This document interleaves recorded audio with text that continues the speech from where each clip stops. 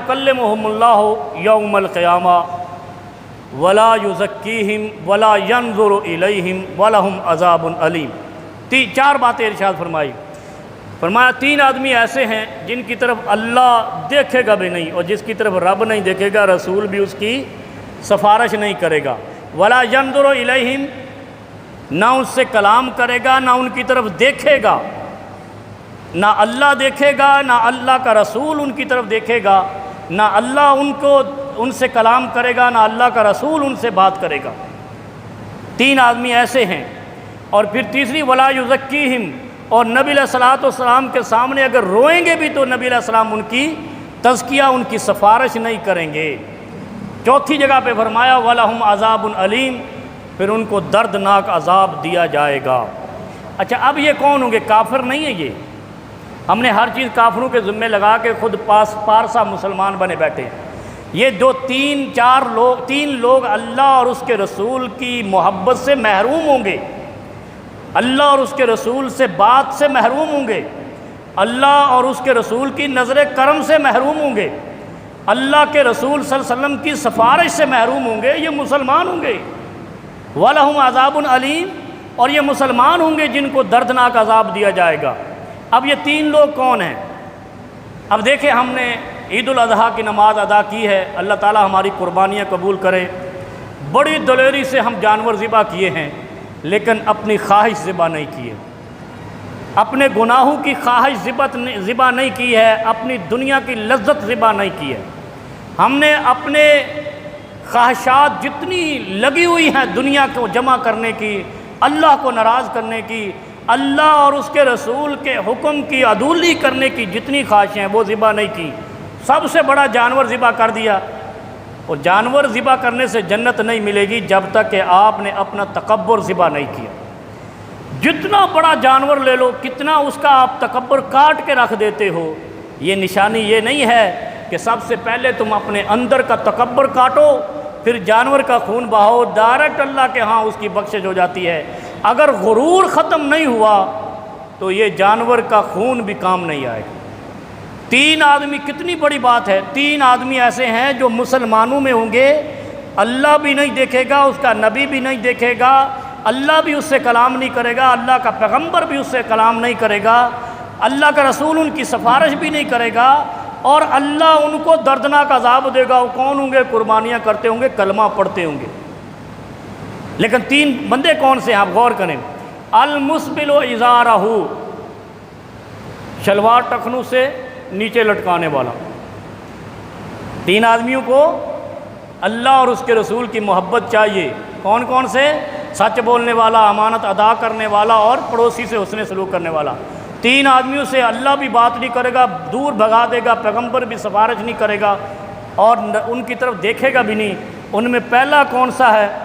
शलवार टखनों से नीचे लटकाने वाला। आज तक हमें ये एहसास ही नहीं हुआ।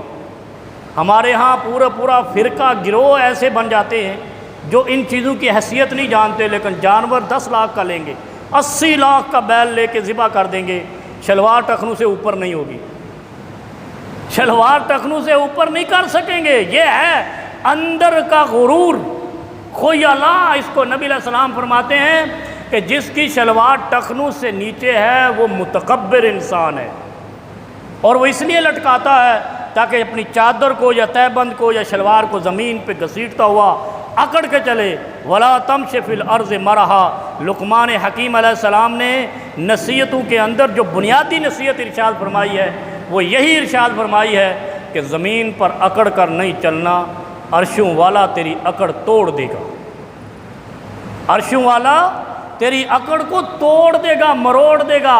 अल्लाह के गज़ब को दावत नहीं देना अपनी शलवार को टखनों से नीचे लटका। और दूसरा कौन है? पहला कौन है? अल-मुस्बिलु इज़ारहु, अपने इज़ार बंद को, अपनी शलवार को, अपनी तह बंद को टखनों से नीचे लटकाने वाला।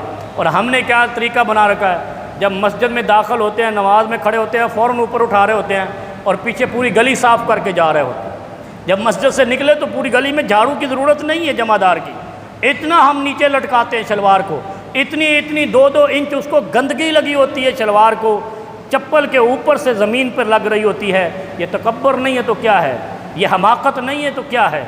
یہ بے وقوفی نہیں ہے تو کیا ہے؟ اور نبی علیہ السلام کیا فرماتے ہیں؟ جانور بھلے تم 1 کروڑ کا کر دو، شلوار ٹخنوں سے اوپر نہیں کی، اللہ بات نہیں کرے گا، اللہ دیکھے گا نہیں، اللہ کا رسول صلی اللہ علیہ وسلم اس کی سفارش نہیں کرے گا۔ المسبل و ازارہ، اتنی سی بات ہے۔ اور شلوار ٹخنوں سے اوپر رکھنا کوئی قوت نہیں لگتی، صرف قوت یہ لگتی ہے کہ اندر کا غرور مرتا، بس اتنا طاقت لگتی ہے کہ تکبر کے جانے کا ایک ہی طریقہ ہے کہ شلوار یا تہبند ٹخنے سے نیچے نہیں ہو، ٹخنے سے، جس کو گٹا بولتے ہیں۔ دوسرا کون ہے؟ والمنان، دوسرا کون ہے؟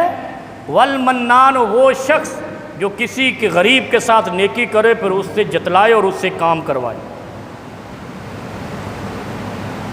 نیکی کر کے جتلانے والے سے اللہ بات نہیں کرے گا، نیکی کر کے احسان کرنے والے سے اللہ کا نبی صلی اللہ علیہ وسلم دیکھے گا نہیں، پیغمبر علیہ السلام اس کی سفارش نہیں کریں گے۔ کتنی چھوٹی سی بات ہے، ہم نیکی کر کے کہتے ہیں، لوگوں کو جتلا رہے ہوتے ہیں، میں نے اس کے ساتھ اتنا تعاون کیا، میں نے مسجد میں اتنے پیسے دیے، میں نے اس کے گھر میں آٹا ڈال دیا، تو آپ نے تو برباد ہو گیا، آپ نے اس کا پیٹ بھر دیا، اپنی بربادی لکھ لی۔ اگر آپ نے کسی کے ساتھ نیکی کر کے کسی دوسرے شخص کو بتا دیا ہے، آپ برباد ہو گئے، تباہ ہو گئے، آپ پیغمبر کی سفارش سے محروم ہو گئے۔ کیوں؟ نبی علیہ السلام فرماتے ہیں کہ نیکی ایسے کرو کہ دائیں ہاتھ سے دو، بائیں کو پتہ نہ ہو، اور یہ دونوں ہاتھ تیرے جسم کا حصہ ہیں، تیرے آدھے جسم کو پتہ نہ چلے تو نے نیکی کی ہے، چلے جائے کہ تو دوسری قوم کو بتاتا رہے، دوسرے لوگوں کو بتاتا رہے۔ نبی علیہ السلام کیا فرماتے ہیں؟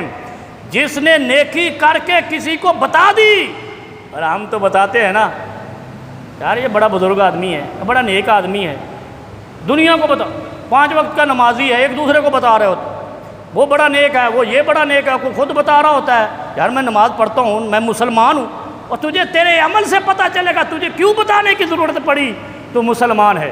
اگر تو مسلمان ہوگا تو مسلمان کی پہچان آنے والا مسلمان جو مسجد سے نکلتا ہے، مسجد میں داخل ہوتا ہے، اس کو مسلمان جان لو۔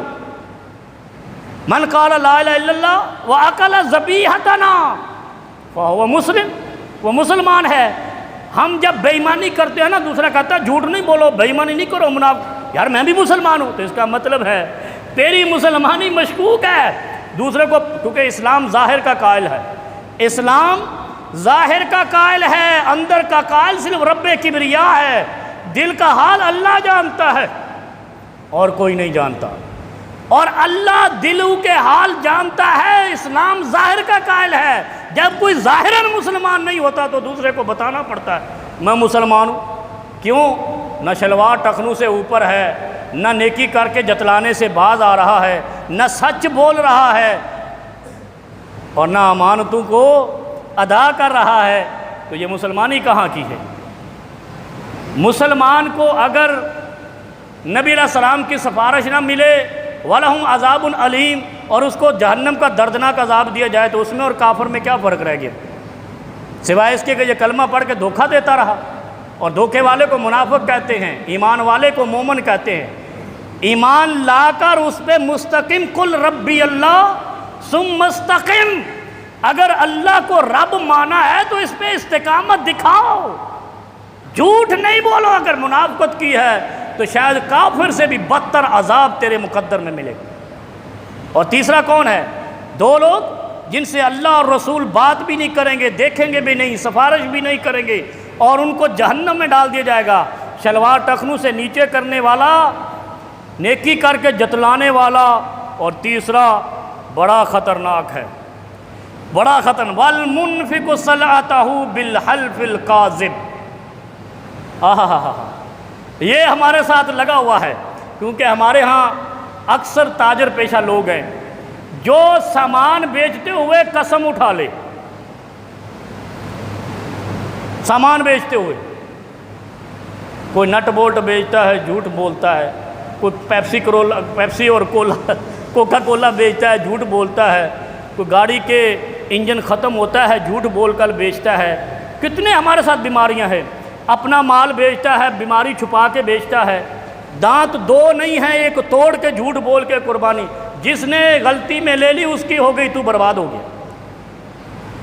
جس مسلمان نے 2 دانتے یا 2 سال کے جانور کو، 1 سال کے جانور کو 2 سال کا بول کر بیچ دیا، دانت توڑ کر بیچ دیا، اللہ اور رسول اس سے بات بھی نہیں کریں گے، تزکیہ بھی نہیں کریں گے۔ بتاؤ جب اللہ ناراض ہے تو مال میں برکت کہاں، مال بیماری پہ نکل جائے گا۔ جس جانور کو تو نے دانت توڑ کے تکلیف دی ہے، اس کا رب تجھے تکلیف دے گا۔